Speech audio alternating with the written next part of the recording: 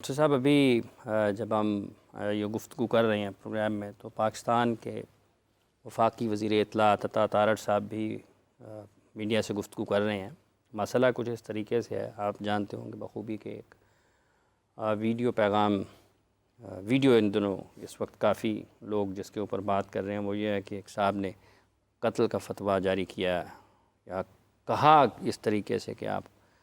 پاکستان کے chief justice کے حوالے سے، تو آپ کیا سمجھتے ہیں، کیا واقعی انفرادی طور پر کسی بھی شخص کو یہ حق حاصل ہے کہ وہ ملک میں کسی کے سر کی قیمت لگائے، اور بالخصوص اس معاملے میں جو کہ خالصتاً مذہبی ہے، لوگوں کے دلوں کے اوپر ہے؟ بہت شکریہ حافظ صاحب۔ بسم اللہ الرحمن الرحیم۔ اللہم صلی علی سیدنا مولانا محمد وعلی آل سیدنا مولانا محمد بعدد کل ذرۃ مئۃ الف الف مرۃ کما تحب و ترضی۔ حافظ صاحب، ملک پاکستان ایک ریاست ہے، ایک اسلامی ریاست ہے، اس کا ایک آئین بھی ہے، اور اس میں اسلامک معاملہ کو دیکھنے کے لیے الگ سے مختلف ادارے جو ہے وہ گورنمنٹ کی سطح پہ جو ہے وہ کام کر رہے ہیں، اور یہ ملک بنا بھی مذہب کے نام پہ ہے، مذہب اسلام کے نام پہ، کلمہ طیبہ کے نام پہ بنا ہے۔ تو انفارچونیٹلی میں اکثر یہ بات کہا کرتا ہوں کہ ملک بننے کے بعد جس نام پہ ملک بنا اس مذہب کو اور مذہب کے ایلیمنٹ کو جو ہے وہ پس پش ڈال دیا گیا، اس کی کوئی سرکاری سطح پہ سرپرستی نہیں جیسے کی جانی چاہیے، ایسے نہیں کی گئی، اور بہت سی چیزیں جن کا بہت اچھا سلوشن ہو سکتا تھا، ان کی ریفارمز کی جا سکتی تھی، وہ نہیں کی گئیں۔ نتیجتاً ہوتا کیا ہے کہ آئے دن ہمیں ایسی چیزیں دیکھنے کو سننے کو ملتی ہیں کہ ہجوم جو ہے وہ موب جو ہے وہ اپنے تئیں جو ہے وہ ماورائے عدالت جو ہے وہ جسٹس یا انصاف کرنے کی کوشش کرتا ہے، اور وہ اس میں عموماً اکثر اوقات جو ہے وہ غلط ہوتا جاتا ہے، لوگوں کے رائٹس جو ہیں اس میں پروٹیکٹ نہیں رہتے۔ معاملہ یہ ہے کہ جس معاملے سے یہ بات شروع ہوئی تھی کہ آپ کا حق حاصل ہے آپ کو کہ آپ کسی بھی عدالتی فیصلے سے اختلاف کریں،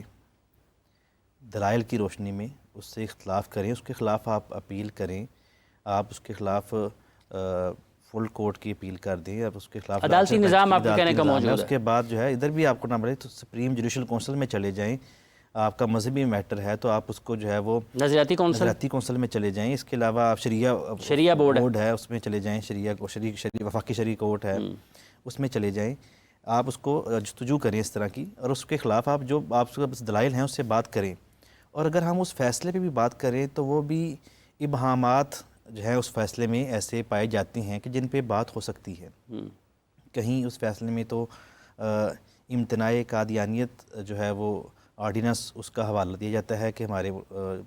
ملک میں جو ہے یہ آرڈیننس ہے تو اس کے مطابق جو ہے وہ ان کو یہ کرنے کی اجازت نہیں ہے، اور کہیں پھر جو ہے وہ ان کو انڈیویجولی اور اپنی پرسنل میٹنگ میں ایسی بات کرنے کی اجازت کے حوالے سے بات کی جاتی ہے۔ تو اس میں ابہامات ہیں جو سمجھتے ہیں کہ ہمارے اکثر فیصلوں میں ہوتی ہیں، اور ان کو جو ہے وہ ابہام دور کیا جا سکتا ہے، لیکن مطلب اس کا ایک طریقہ کار ہے۔ ہاں جی، جہاں یہ بات بھی جو ہے وہ بڑی کلیئر ہے کہ جو ختم نبوت کا مسئلہ ہے یہ ہمارے ایمان اور آئین یہ دونوں کا جو ہے یہ حصہ ہے۔ حصہ کیا ہے؟ اس کے بغیر مکمل ہی نہیں ہوتا، شروع یہیں سے نا۔ بالکل ایسے ایمان بھی مکمل نہیں ہے اور آئین بھی مکمل نہیں ہے۔ آئین نے اس کو ڈکلیئر کیا ہے کہ جو شخص ختم نبوت پہ یقین نہیں رکھتا تو وہ چاہے کسی بھی جو ہے وہ گروپ سے تعلق رکھتا ہو، وہ ان کے آگے مختلف گروپس ہیں، وہ سارے کے سارے جو ہے وہ اسلام سے، دائرہ اسلام سے خارج ہے، اور ڈیفینیشن آف مسلم بھی جو ہے وہ آئین میں شامل ہوئی 73 میں۔ ہم مفتی صاحب جیسے ابھی مفتی صاحب ذکر فرما رہے تھے نبی کریم صلی اللہ علیہ وآلہ وسلم کی مبارک سیرت سے حضرت عمر فاروق رضی اللہ تعالیٰ عنہ کا وہ واقعہ، آپ کس طریقے سے دیکھتے ہیں کہ صحابہ اکرام رضوان اللہ تعالیٰ علیہم اجمعین کی زندگی سے ہمیں کیا سبق ملتا ہے، اور اس وقت میں ہمیں یقینی طور پر اسی راستے پر چلنے کی ضرورت ہے؟ جی بالکل، قرآن پاک میں سورہ فرقان میں جہاں اللہ تعالیٰ اپنے بندوں کی خوبیاں بیان فرماتا ہے عباد الرحمن کی، تو وہاں اللہ فرماتا ہے وَلَا يَقْتُلُونَ النَّفْسَ الَّتِي حَرَّمَ اللَّهُ إِلَّا بِالْحَقِّ، کہ رحمان کے بندے وہ ہیں جو کسی ایسی جان کو قتل نہیں کرتے جسے قتل کرنا اللہ تعالیٰ نے حرام قرار دیا ہو مگر حق کے ساتھ۔ اب یہاں پہ جو معاملہ ہے بالکل جیسے کہ علامہ ڈاکٹر راغب نعیمی صاحب نے جو کہ چیئرمین ہیں اسلامی نظرتی کونسل کے، اور علامہ طاہر اشرفی صاحب نے فرمایا کہ پیغام پاکستان کے نام سے ایک بہت بڑا فتویٰ جس پہ سینکڑوں نہیں ہزاروں علماء کے پاکستان کے سائن موجود ہیں، جس میں سب نے یہ لکھ کے دیا ہوا ہے کہ کوئی بھی شخص کسی کی تکفیر اور تقتیل کا فتویٰ جو ہے وہ جب تک ریاست نہیں دیتی نہیں جاری کر سکتا۔ تو یہ ماورائے عدالت قتل کا فتویٰ جو ہے، یہ ماورائے عدالت اس طرح کی کوئی بھی جی ایسی ایکٹیویٹی، اس سے جو ہے وہ زمین میں امن و امان کا مسئلہ ملک میں اور فساد فی الارض کا مسئلہ ہو سکتا ہے۔ لہٰذا جیسے ڈاکٹر راغب صاحب نے فرمایا کہ جیسے طالبان نے ہی جو ٹی ٹی پی تھی انہوں نے جو ہے وہ جہاد کے نام پہ فساد برپا کر کے جس کو چاہا کہ یہ بندہ ہمارے خیال میں واجب القتل ہے، قتل کرنا شروع کر دیا، ایسے ہی اگر کوئی اور گروپ ایسے شروع کر دے گا تو ہم جیسے سمجھتے ہیں کہ وہ غلط تھے، ایسے ہی یہ سٹیپ بھی جو ہے یہ غلط ہے۔ قتل کا معاملہ اپنے ہاتھ میں لینا، موب جسٹس ماورائے عدالت قتل جو ہے یہ شرعاً جائز نہیں ہے،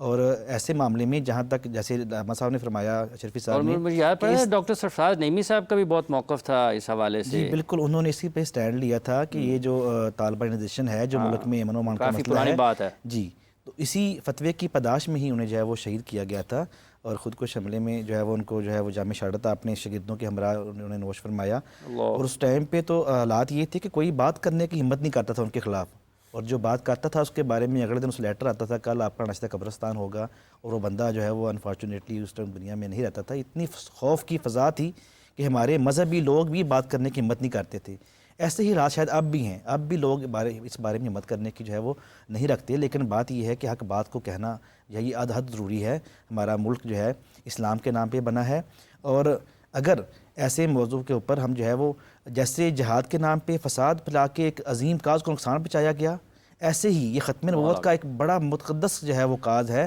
نوبل کاز ہے، اس کے بارے میں ایسی باتیں کر کے خدا نہ خواستہ اس کو نقصان ہو سکتا ہے۔ اشرف صاحب کی بات سے میں اتفاق کرتا ہوں کہ اس فتوے پہ سب کو تحفظات ہیں، یہ جو فیصلہ ہے اس فیصلے پہ سب کو تحفظات ہیں، اور اس میں ابہامات بھی ہیں، اور اس کو کلیئر کرنا ضروری ہے۔ اس کے جو بھی قانونی پہلو ہیں، وہ جو علماء فقہا ہے، وہ جو اس کا آئینی اور قانونی راستہ ہے وہ اختیار کیا جائے گا، اور وہ دوبارہ اعلیٰ عدلیہ کی طرف جانے کا انہوں نے کہا ہے کہ ہم اس کو جا رہے ہیں۔ چاہیے تمام تنظیمات کو جانا چاہیے، اور جس تنظیم کے ایک سرکردہ آدمی نے یہ بیان جاری کیا ہے ان کو اس تنظیم کو بھی جانا چاہیے۔ علماء چیئرمین ہیں پاکستان علماء کونسل کے۔ اچھا مفتی صاحب، کہ جس طریقے سے آئین اور قانون کی بات ہے، ریاست کی جب آپ نے کہا کہ ذمہ داری ہے، تو ہر اس معاملے میں جہاں پر آپ کو نظر آتا ہے کہ یہ ایک اجتماعی مسئلہ ہے، ویسے تو انفرادی طور پر بھی، لیکن اس قسم کے معاملات میں خالصتاً جو راستہ ہے وہ آئین اور قانون کے ذریعے ہی اس کا حل ہے۔ جی شریعت بھی یہی کہتی ہے؟ شریعت یہی کہتی ہے، یعنی کسی صورت شریعت نے قانون آپ کو ہاتھ میں لینے کی اجازت نہیں دی،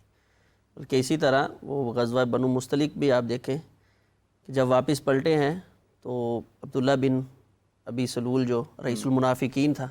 صحابہ کا آپس میں کچھ جھگڑا ہوا تو اس نے کہا لا یخرجن الاعز منها الاذل، اب واپس جائیں گے تو جو عزت والا ہوگا وہ ذلیل کو مدینے سے نکال دے گا۔ اشارہ اس نے صحابہ اور رسول اللہ صلی اللہ علیہ وسلم کی طرف کیا، تو صحابہ کو اس بات پہ بڑا غصہ، اور کئی صحابہ نے آ کر اجازت طلب کی کہ اللہ کے رسول صلی اللہ علیہ وسلم آپ مجھے اجازت، حتیٰ کہ ان کے حقیقی بیٹے وہ صحیح مسلمان تھے، ان کا نام بھی عبداللہ تھا، وہ آئے اور انہوں نے آ کر کہا یا رسول اللہ صلی اللہ علیہ وسلم آپ مجھے کسی اور کو نہ اجازت دینا، اگر میرے باپ کا قتل کرنا ہوا تو آپ مجھے اجازت دینا، میں اپنے ہاتھ سے قتل کروں گا۔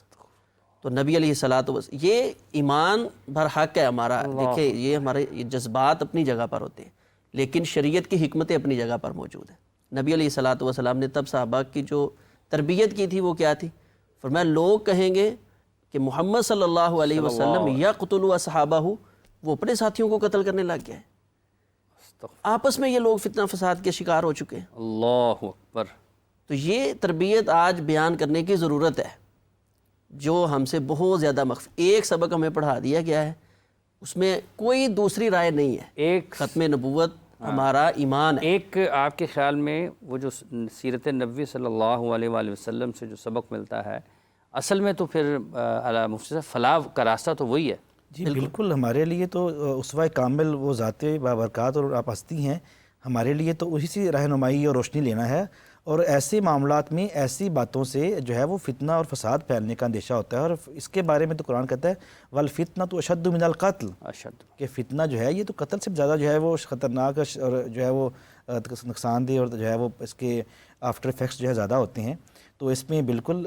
بڑوں کو بیٹھنے کی ضرورت ہے، اور اس سے پہلے کہ خدا نخواستہ جو ہے معاملات انارکی کی طرف جو ہے وہ جائیں، اس پہ سٹیپ لینے کی ضرورت ہے۔ لیکن بات وہی ہے جو اشرف صاحب نے کی کہ ہماری عدالتوں اور ہمارے اداروں کو بھی چاہیے کہ ایک چیز جو فائنل ہو چکی ہے، آئین میں درج ہے، تو اس کے اوپر رہنا اس کے چاہیے۔ اوپر جو ہے نا اس پہ زبر زیر پیش اس کا کوئی ورڈ اردو سے انگلش سے اردو میں ٹرانسفر بھی آگے کرنے کی پیچھے بھی ضرورت نہ نہیں کریں، ہے۔ درج ہے اسی کے اوپر رہیں۔ جو ہو چکا ہے کہ اتنی جدوجہد کے بعد اتنے لوگوں نے قربانیاں دیں، اتنے لوگوں نے شہادتیں نوش کی، اس کے بعد جا کے وہ جو ہے وہ آئین میں یہ درج ہوا۔ اب ایک چیز فائنل ہو چکی ہے، تو کیا اب یہ ایک نئی قسم کی جو ہے وہ چھیڑ خانی کر کے، جو کہ ہم دیکھتے ہیں کہ چند ماہ بعد چند سالوں بعد ہلکی پھلکی ہونا شروع ہوتی ہے، شاید ٹیسٹ لیتے ہیں وہ قوم کا کہ ان کے پاس کتنے ابھی تک جو ہے وہ ایمانی جذبات ہیں، تو ایسے اداروں کی طرف سے ایسے جو ہے وہ انفرادی طور پر یا اجتماعی طور پر اس چھیڑ خانی کو بھی بند ہونا چاہیے۔ ایک چیز فائنل ہو چکی ہے، اس پہ اب کوئی دو رائے کوئی گفتگو نہیں ہونی چاہیے، اور ایسے ہی مذہبی حلقوں کو بھی جو ہے وہ ایسی بات جس بات کی کرنے سے اس مقدس کاز کو نقصان پہنچے اس سے اوائڈ کرنا چاہیے، اور یہ ان کے لیے نقصان دہ ہے، اداروں کے لیے، ملک کے لیے، سب کے لیے نقصان دہ ہے۔ ملک کے سابق وزیر اعظم مرحوم میر ظفر اللہ خان جمالی صاحب کے پارلیمنٹ میں کھڑے ہو کر یہ آواز سے، علامہ صاحب آپ سن رہے ہیں اس وقت، آپ ہمارے ساتھ ہیں؟ علامہ صاحب کی لائن ڈراپ ہو گئی، ہم کوشش کرتے ہیں کہ ان سے دوبارہ رابطہ کیا جائے، وہ الفاظ تاریخ کا حصہ ہیں۔ بہرحال آپ کا یہ ماننا ہے، اور جو بھی گفتگو یہاں پر ہوئی ہے، یہ ناظرین کرام یہ ایک انتہائی حساس معاملہ ہے، آپ کے ایمان کا بنیادی حصہ ہے، آپ اس کے بغیر مکمل ہی نہیں ہیں۔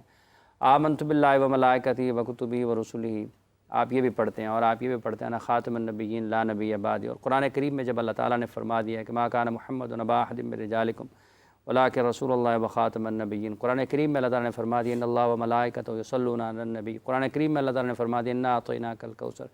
قرآن کریم میں اللہ تعالیٰ نے فرما دیا الم نشرح لک صدرک ورفعنا لک ذکرک ووضعنا عنک وزرک ورفعنا لک ذکرک۔ تو کوئی چیز باقی رہتی نہیں ہے، جیسا کہ مفتی صاحب نے فرمایا کہ جو چیزیں آئین میں درج ہیں اداروں کو بھی چاہیے کہ اس کے اوپر ہی رہیں۔